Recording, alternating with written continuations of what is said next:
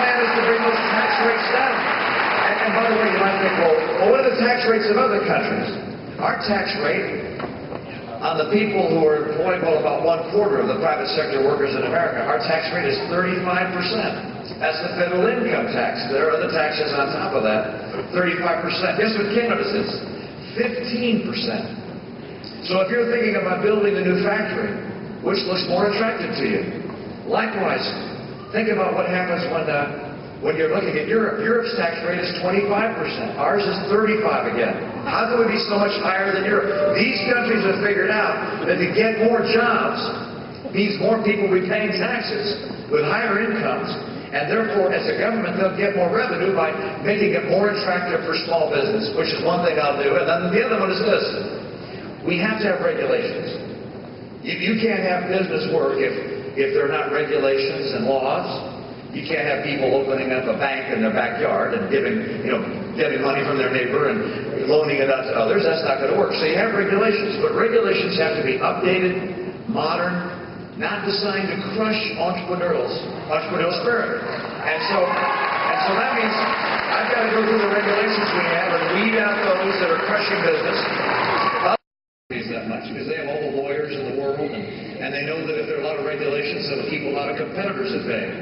So to help small business, I want lower taxes and less regulation. I'm going to help small business create jobs.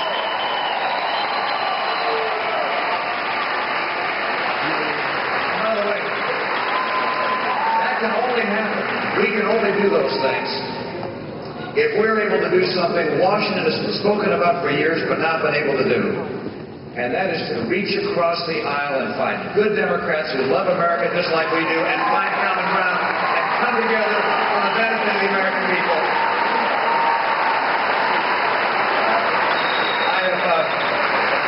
I've had that experience in a different setting. I was elected governor of a state where there are a few Democrats in Massachusetts. As you probably know, my legislature was 85% Democrat. We had a multi-billion-dollar budget gap. But instead of attacking each other every day, we went to work to try and do something which is rare. We actually cut state spending, not just slowing the rate of growth, we cut it. And then we cut taxes. And we were able to get more jobs and more revenue. And by the way, by the end of my term, we had taken our $3 billion budget gap and turned it into a $2 billion rainy day fund. This can happen. It has to happen. Look, we can't go on the road we're on. We can't change course in America if we keep on attacking each other. We have got to come together and get America on track.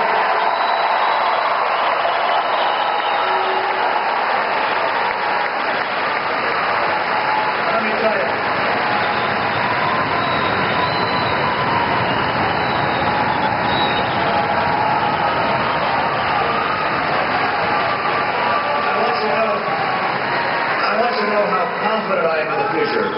You young people, I know, are a little concerned as you look around and see how few jobs there are, and you hear how many people talking about how hard it is to make ends meet. But let me tell you, the future's bright. This country is unlike any other in the world. We're an entrepreneurial, innovative, creative, dynamic people. Immigrants come here from all over the world with skill and ambition and a desire, as Marco said, for a brighter future for their children than even they've enjoyed.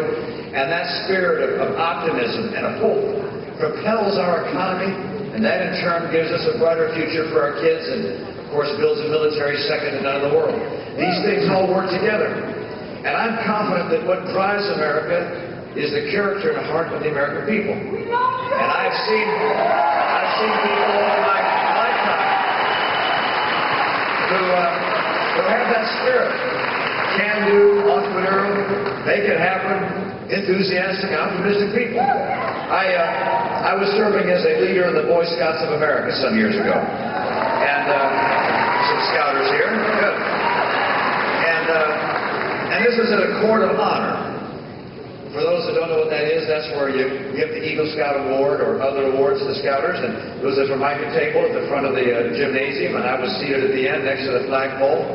And the person who was speaking at the podium was the scoutmaster from Monument, Colorado. And he was describing a flag that his troop had purchased, a very special flag. They wanted to make it, so they bought this. It had gold tassels around the outside. They flew it above the Capitol Dome, and then when it came home, they contacted NASA and said, would you take our flag aboard the space shuttle?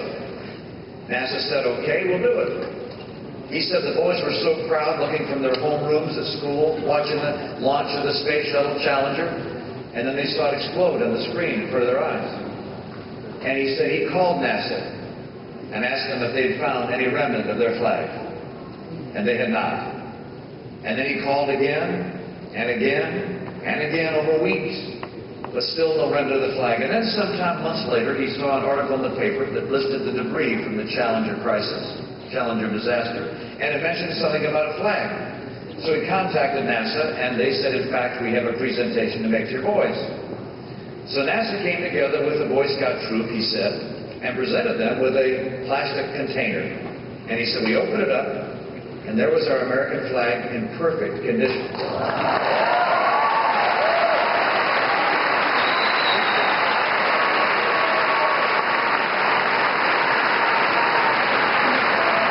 Said, that's it on the flagpole next to Mr. Romney at the end of the table. And I looked at the flag and grabbed a hold of it and pulled it out, and it was as if electricity was running through my arm. Because I thought about the heroes in our space program who put themselves in harm's way for learning, for knowledge, for us. It's part of the American character to live for something bigger than ourselves. Our servicemen and servicewomen do it every day.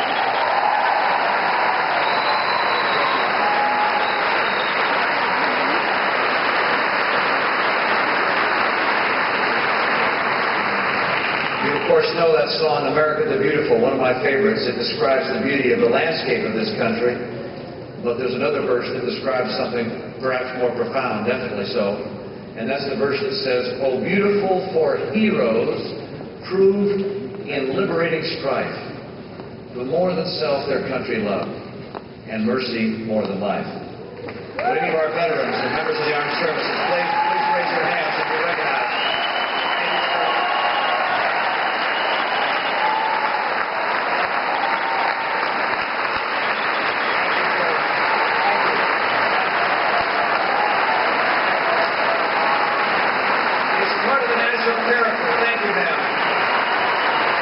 We give of ourselves to something bigger than ourselves.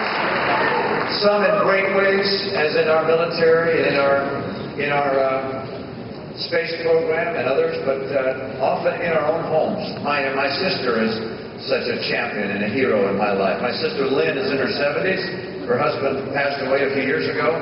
She has 8 children, 7 of whom are married with children of their own. The 8th was born Down syndrome. Jeffrey is 43, but Lynn lives her life to care and bring meaning and fulfillment to the life of her 43-year-old son.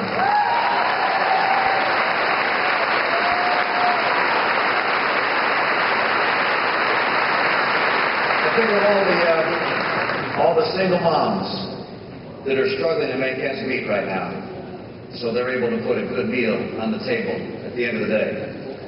And all the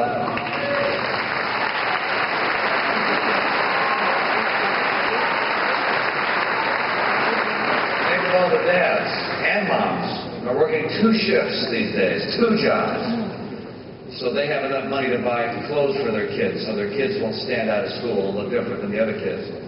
Think of all the couples that won't be exchanging gifts at Christmas time, so they'll have enough for their kids to have a great Christmas. This is the American way, and it's been this way from the very, very earliest days. I had the occasion on Memorial Day to be in in San Diego, a great military town with Marines there and members of our Navy, and I happened to be speaking at the podium. Next to me were several gentlemen who were World War II veterans, and one of them there was.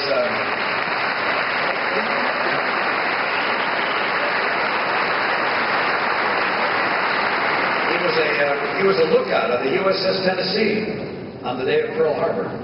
He said that his eyes locked onto the eyes of the pilot of the aircraft bringing in what would attack their ship. And he was injured in the blast, but ultimately wanted to serve for 33 years in the U.S. Navy. It's a big part of who we are, this greatness, this commitment to one another.